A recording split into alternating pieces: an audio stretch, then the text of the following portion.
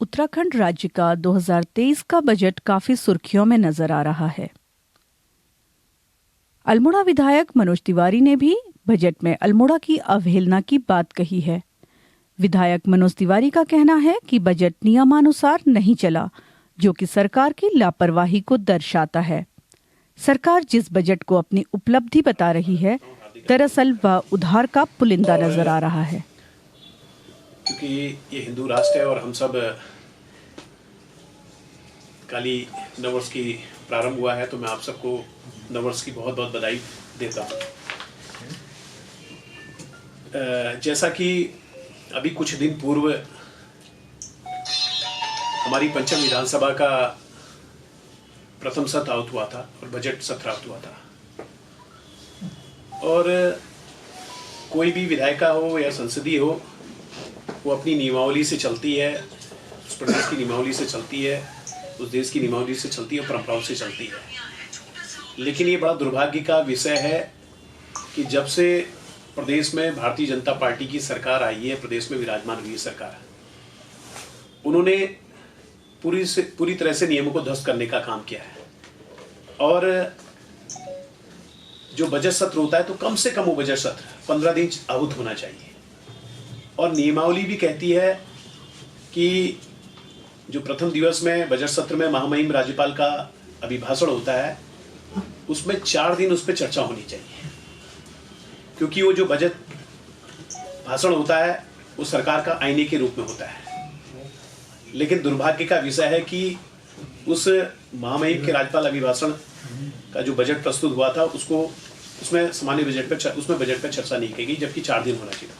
और इसी तरीके से पूरे प्रदेश का इस वित्तीय वर्ष का बजट प्रदेश की सरकार ने प्रस्तुत किया, और नियम के तहत जब बजट प्रस्तुत होता है और उसमें कम से कम 4 दिन की चर्चा होनी चाहिए, सामान्य बजट पर, जो सामान्य बजट होता है। और उसके साथ साथ जब विभागवार बजट आता है, तो उसमें 4 दिन की चर्चा होनी चाहिए। 12 दिन तो यही होते हैं, फिर 1-2 दिन जो सरकार के आवश्यक कार्य होते हैं। लेकिन महामहिम राज्यपाल के अभिभाषण के बजट पर चर्चा पे 1 दिन में समाप्त कर दिया गया, और सामान्य बजट और जो बजट प्रस्तुत किया था उसको 1 दिन में ही कर दिया। तो पूरे नियमों के विपरीत सरकार ने बजट प्रस्तुत किया है, और इसमें हमारा पूरी कड़ी आपत्ति है, क्योंकि हम विपक्ष के विधायक हैं। हम सबको जो बजट में कमी है उसको वहाँ पर सदन के अंदर माननीय अध्यक्ष के सम्मुख जनता के सामने रखने का अवसर मिलता था। और प्रदेश सरकार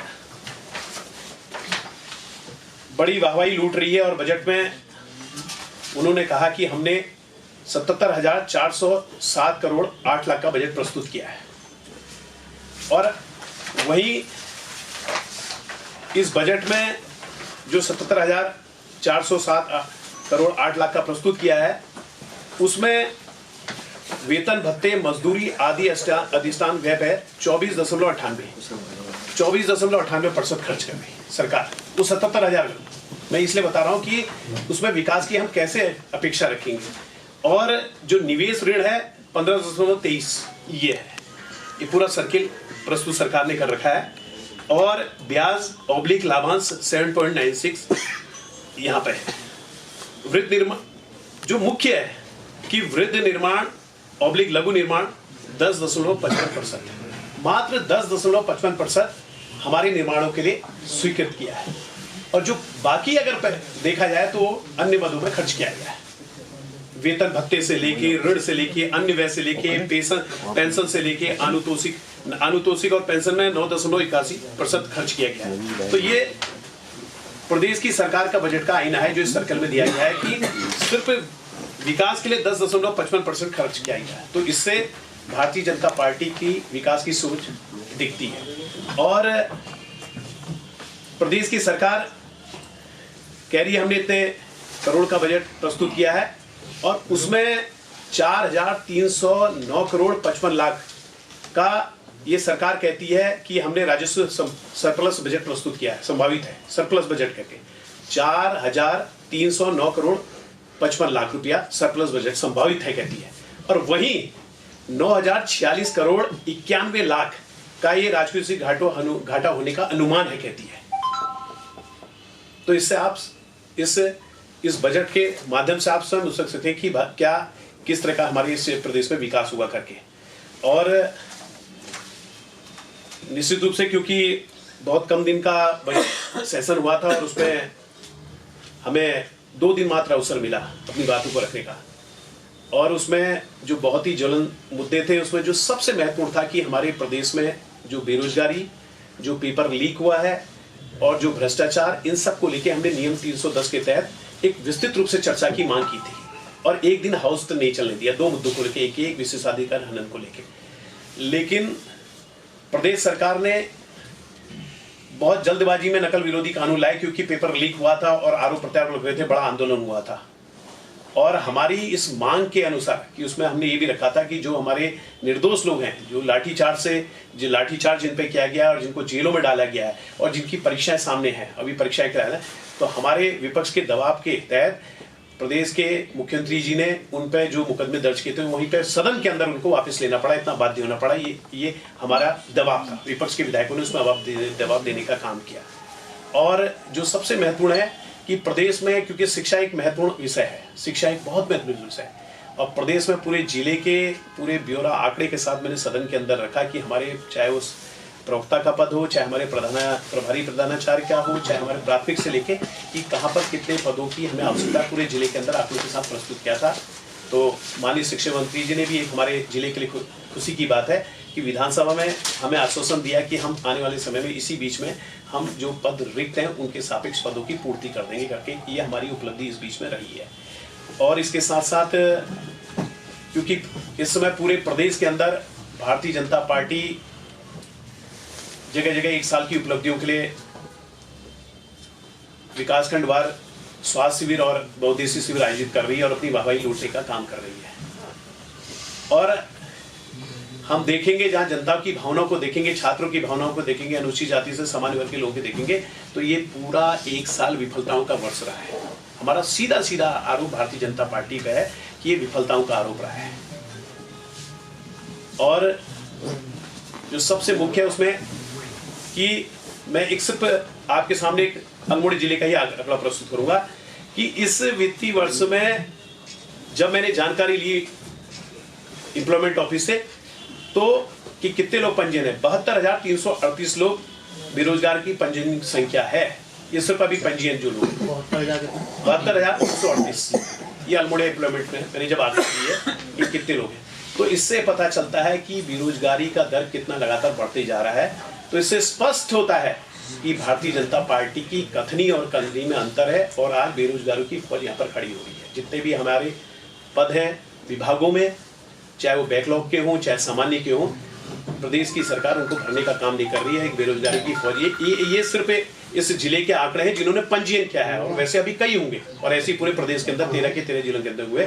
तो पूरे आज जो युवा कहीं ना कहीं पेपर लीक के मामले में हो, चाहे वो हमारे यूके SSSC का अधीनस्थ चयन आयोग का मामला हो, चाहे लोक सेवा का मामला हो, उसके माध्यम से अपने आप को ठगा महसूस कर रही है। और आज पूरे संपूर्ण प्रदेश के आम जनमानस की आवाज है कि जो पेपर लीक हुआ था उसमें CBI जांच होनी चाहिए और उसके साथ साथ किसी सिटिंग जज के अधीन होनी चाहिए।